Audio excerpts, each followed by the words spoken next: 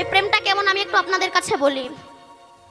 আমার গোবিন্দ প্রতিদিন সকালবেলা উঠে দন্তমার্জন করে বসতেন, আর প্রতিদিন রুক্মিণী 1 গ্লাস করে দুধ আমার গোবিন্দকে দিতেন,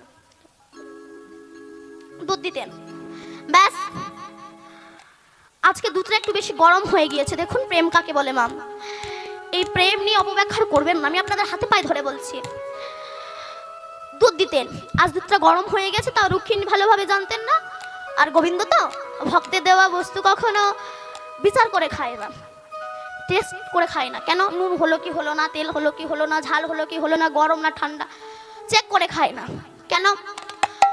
যেমন সনাতন গোস্বামী পাদ শাক রান্না করে দিয়েছে, লবণ দেয়নি। তো ভগবান মদন গোপাল বলছে, বাবা সনাতন রান্না করলি ভালো, একটু লবণ দিলি না। সনাতন বলছে, দেখো আমি গরিব মানুষ, আমার লবণ কেনার পয়সা নাই, লবণ খেতে যদি ইচ্ছা হয় বড় লোকের বাড়িতে। বলি না না বাবা তুই যা দিবি আমি তাই খাবো।